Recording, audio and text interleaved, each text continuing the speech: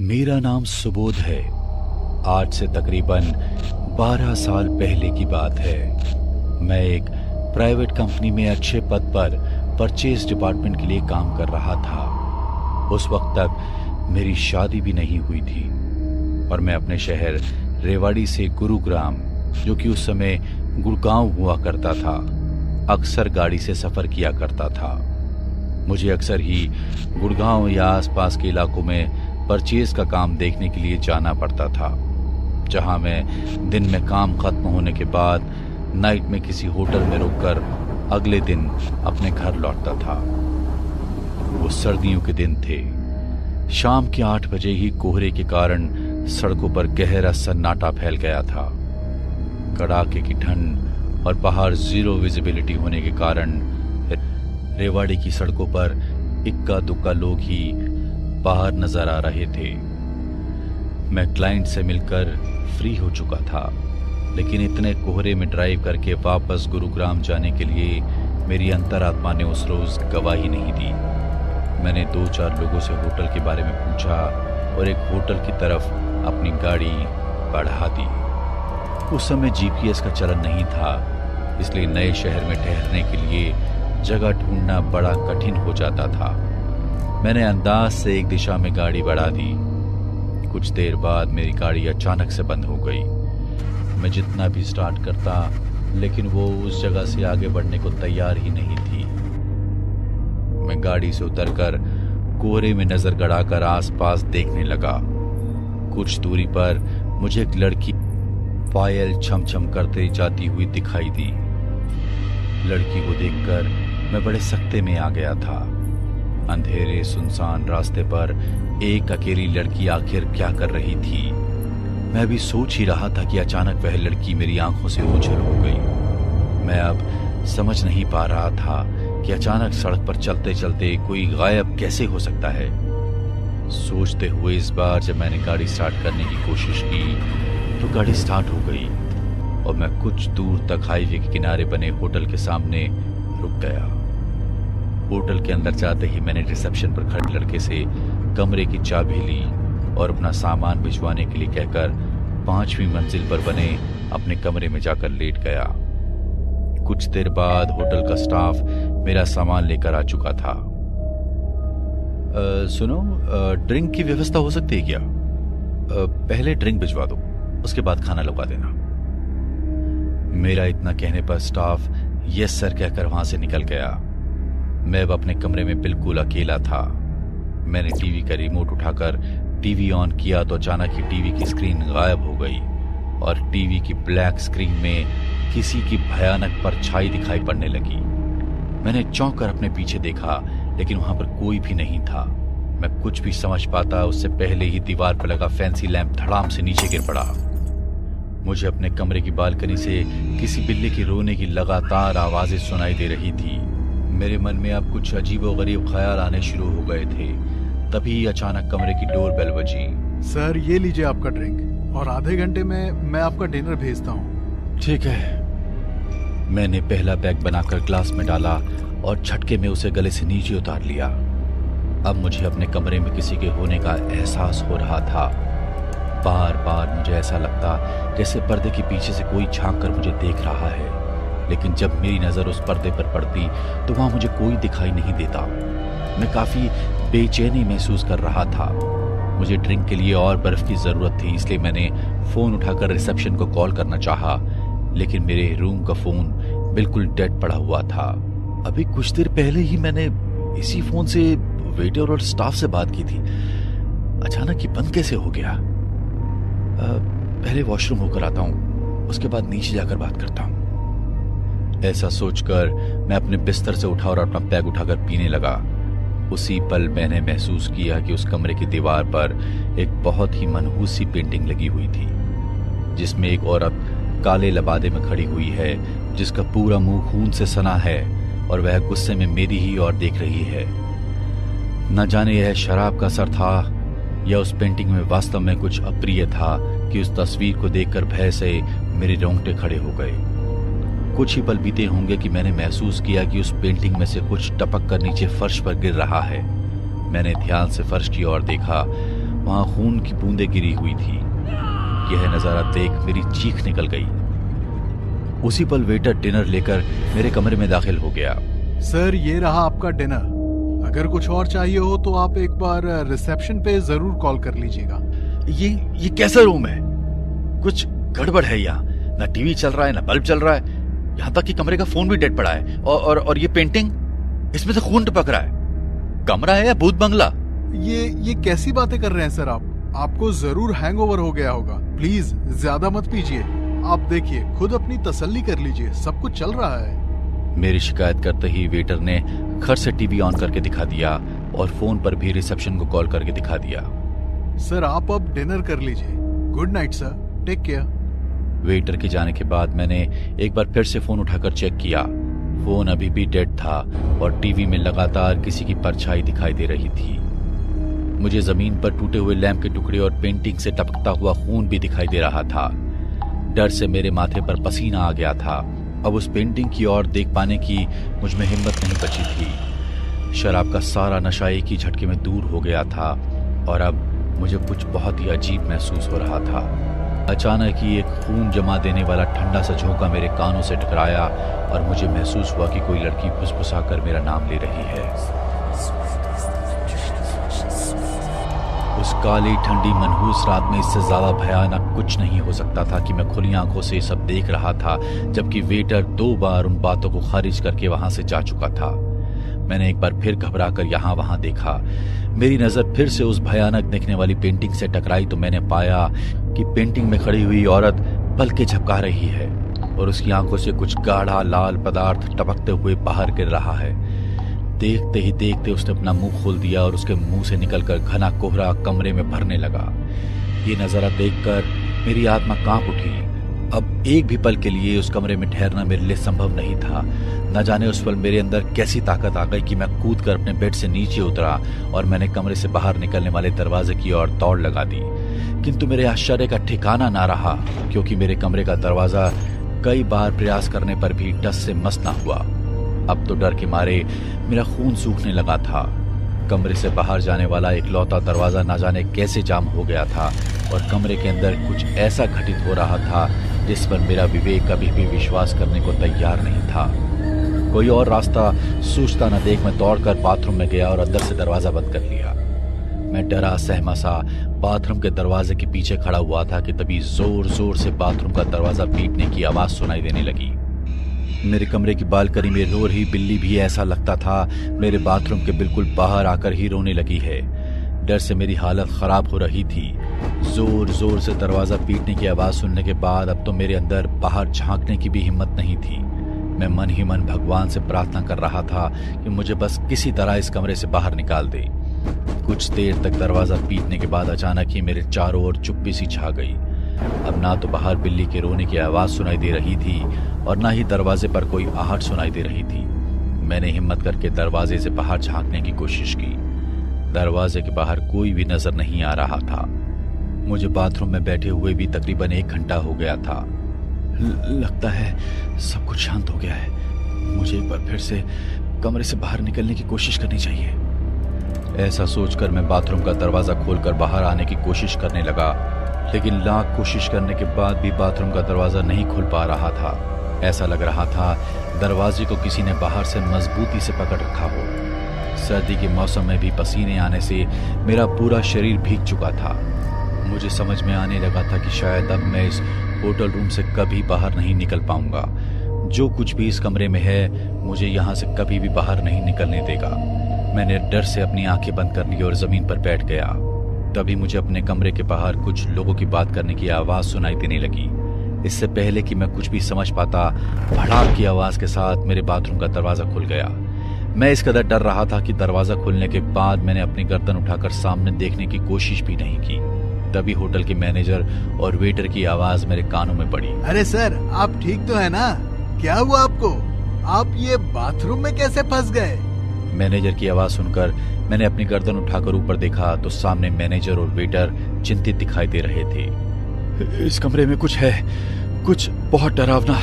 जो मुझे अपने यहाँ होने का एहसास दिला रहा है।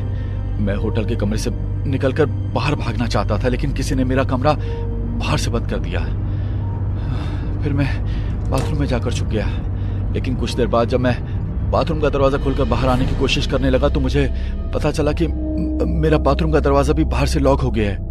सर, आप जो कुछ भी बोल रहे हैं उस पर विश्वास करना थोड़ा कठिन है सर, लेकिन आपकी बातों को मैं झुठला भी नहीं सकता। आपके कमरे का दरवाजा अंदर से बंद था।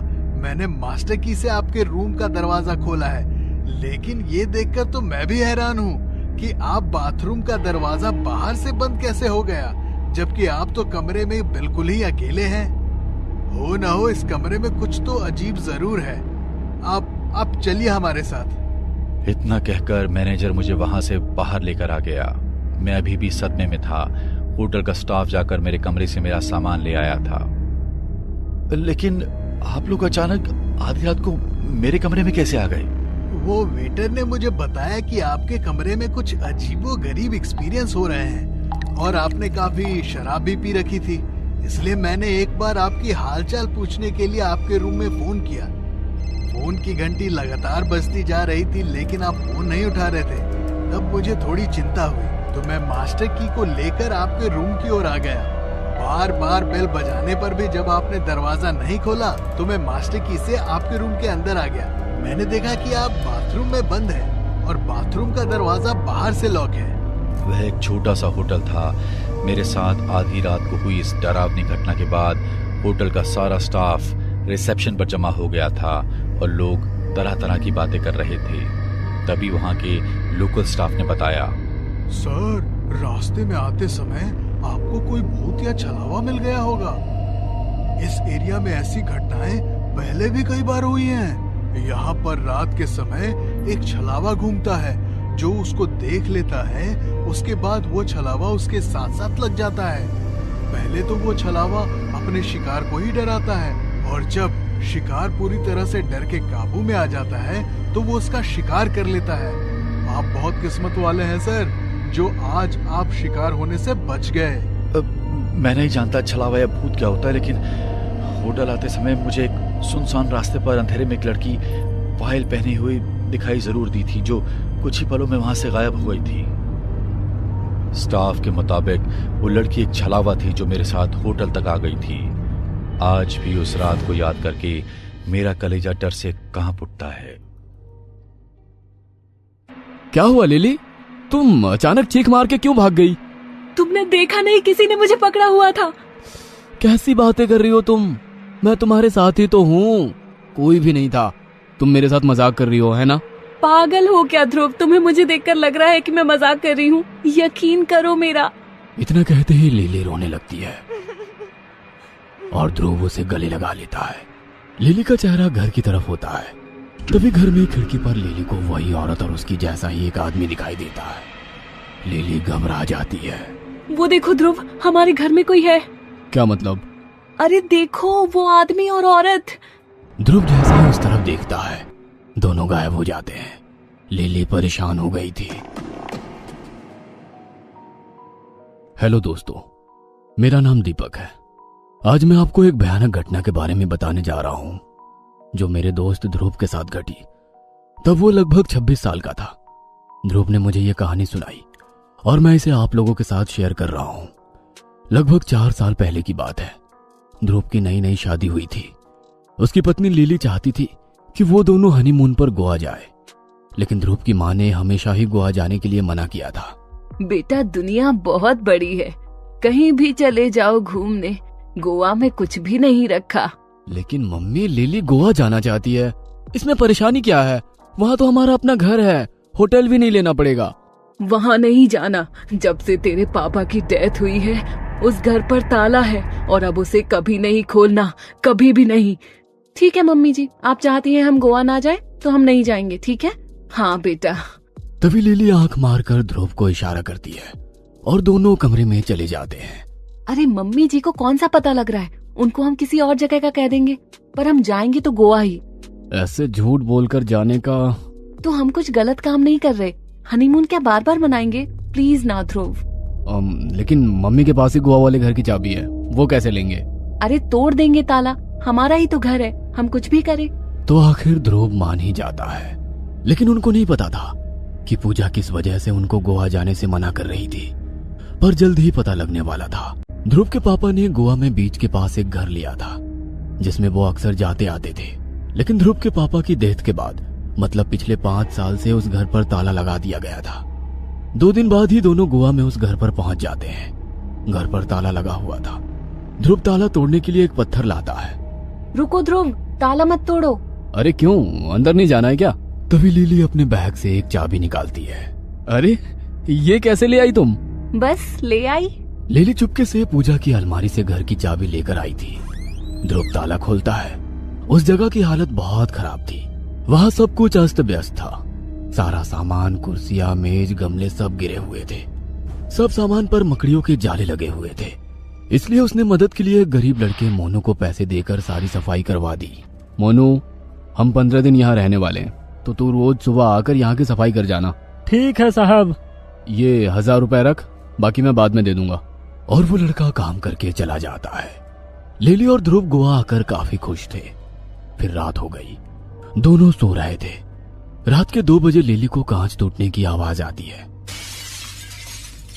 और इसी के साथ एक औरत के चिल्लाने की आवाज आती है। वो मदद के लिए चीख रही थी। कोई बचाओ, मत मारो मुझे, मत मारो। लिली जल्दी से उठकर कमरे से बाहर गई और अचानक उसे आवाज आनी बंद हो गई। उसने देखा कि गैलरी में खिड़कियों पर लगे पर्दे उड़ रहे हैं। लगता है कोई खिड़की खुली रह गई है। वो औरत की आवाज कहाँ से आ रही थी? वह खिड़की से बाहर की तरफ देखती है। उसे कोई नहीं दिखाई देता, तो वो खिड़की बंद करने लग जाती है। तभी अचानक खिड़की पर उसे एक भयानक औरत दिखाई देती है जिसकी स्किन बिल्कुल सफेद थी और गल चुकी थी। वो औरत लिली का हाथ पकड़ लेती है। लिली जोर से चिल्लाती हुई पीछे गिर जाती है। ध्रुव, ध्रुव। लिली की चीखें ध्रुव को सुनाई नहीं देती क्योंकि वो काफी गहरी नींद में था। लिली उठकर कमरे में भाग जाती है, लेकिन कमरे का दरवाजा नहीं खुलता। वह बार बार दरवाजा खटखटाती है। तभी उसे वहां पर भयानक परछाई उसकी तरफ आती दिखाई देती है। खोलो दरवाजा ध्रुव, खोलो प्लीज, दरवाजा खोलो ध्रुव। वह परछाई उसके करीब आ जाती है। वह चिल्लाती रहती है कि तभी ध्रुव अचानक से दरवाजा खोल देता है। वो लिली को इस हालत में देखकर डर जाता है। क्या हुआ लिली, तुम इतनी डरी हुई क्यों हो? और रात के 2 बजे तुम क्यों उठी हो? वो वहाँ कोई है, कोई औरत, वो बहुत डरावनी है। कोई नहीं है वहाँ, बस हम दोनों ही है। मेरा विश्वास करो, मैं कह रही हूँ ना, वो डरावनी औरत खिड़की के पास है। खिड़की भी खुली हुई है। तो चलो हम दोनों साथ चलते हैं, दिखाओ मुझे। ध्रुव उसे वहां ले जाता है और देखता है कि खिड़की बंद थी और ना तो वहां कोई औरत थी ना कुछ और। लिली वो सब देखकर काफी परेशान हो गई थी। खैर, इसके बाद दोनों सोने चले जाते हैं। अगली सुबह जब ध्रुव और लिली कमरे से बाहर आते हैं तो वो देखते हैं कि सब कुछ अस्त व्यस्त है। कुर्सियां, मेज, सारे गमले, सीनरी, सब सामान बिखरा हुआ था। दोनों हैरान थे कि आखिर ये सब किया किसने।